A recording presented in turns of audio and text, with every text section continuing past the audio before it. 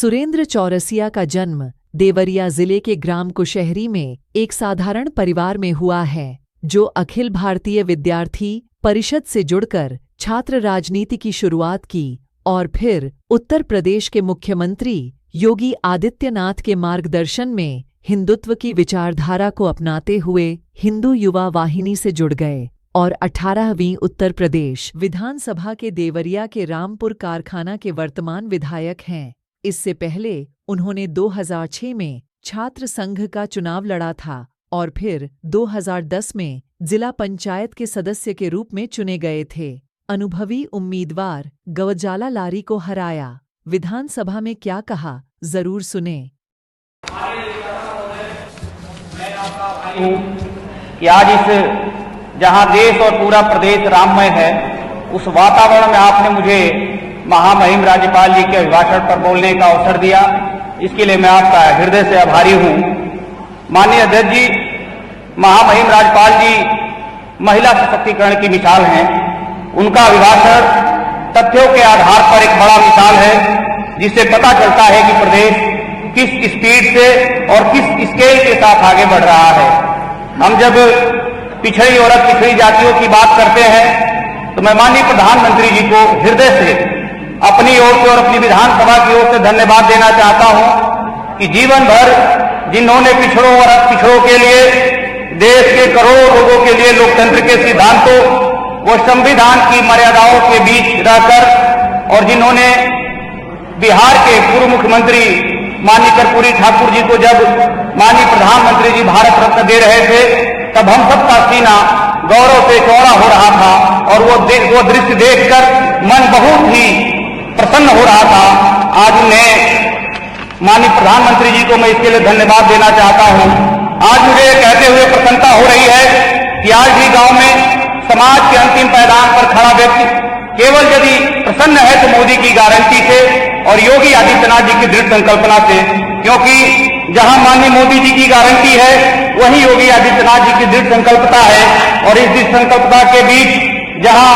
मोदी जी की गारंटी पर अयोध्या में प्रभु श्री राम का मंदिर बन रहा है, वहीं गरीब को निःशुल्क राशन मिल रहा है तथा आयुष्मान कार्ड से गरीब का इलाज हो रहा है, वहीं दवाई किसान को सम्मान निधि मिल रहा है, वहीं योगी आदित्यनाथ जी की दृढ़ संकल्पता से उत्तर प्रदेश जैसे असंभव, जहां पर कोई भी कंपनी अपना उद्योग नहीं लगाना चाहती थी, वहां असंभव को संभव करते हुए जहां ग्लोबल इन्वेस्टर समिट, जहां पर गुंडा राज का सफाया, जहां पर सुरक्षा की गारंटी, एक्सप्रेसवे की रफ्तार, सड़कों का व्यापक निर्माण, गरीब के लिए मुख्यमंत्री राहत कोष से इलाज, अटल आवासीय विद्यालय की स्थापना, यही उत्तर प्रदेश का राम राज्य है और यही भारत और उत्तर प्रदेश में सबका साथ और सबका विश्वास है। मैं अधिष्ठाता महोदय आपके माध्यम से सरकार का ध्यान अपने विधानसभा की कुछ समस्याओं की ओर अवगत कराना चाहता हूं। देवरिया जो बिहार से सटा हुआ जिला है, मैं आपके माध्यम से सरकार से ये चाहूंगा कि गीडा के तर्ज पर देवरिया में भी एक नए औद्योगिक विकास प्राधिकरण की स्थापना किया जाए, जिससे देवरिया सहित अगल बगल के जिले के लोगों को, उद्यमियों को वहां पर उद्योग लगाने में सहूलियत मिल सके। दूसरी, हमारे विधानसभा क्षेत्र की कुछ प्रमुख सड़कें हैं, जैसे कुकुंदू नूनखार भटनी मार्ग,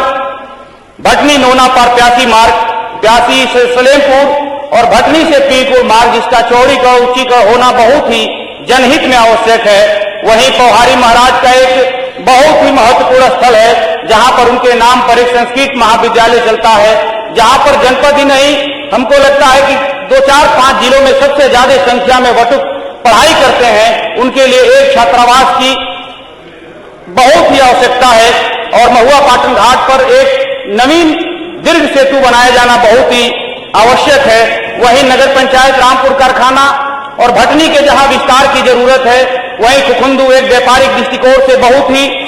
समृद्धशाली बाजार है, जिसे नगर पंचायत बनाया जाना बहुत ही जनहित में आवश्यक है।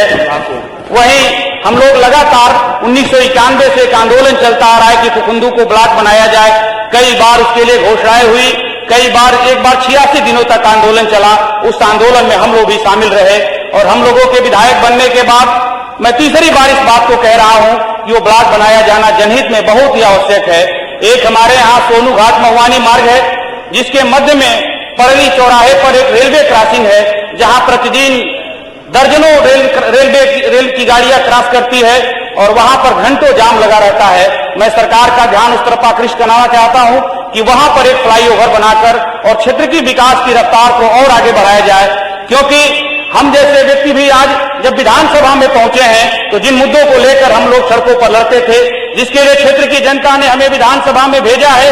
अब एक एक करके वो समस्याएं दूर हो रही हैं। तो हमें लगता है कि जो राम राज की संकल्पना थी, जो योगी जी जिसके लिए जिस सोच के तहत राजनीति में हम लोग काम कर रहे थे, वो माननीय योगी आदित्यनाथ जी के नेतृत्व में और माननीय नरेंद्र मोदी जी के नेतृत्व में क्षेत्र में एक एक करके पूरा हो पा रहा है। शेष जो बची समस्याएं हैं जिसे मैं आपको अवगत करा रहा था, मैं आपके माध्यम से चाहूंगा कि सरकार उन समस्याओं को भी निराकरण करावे। आपका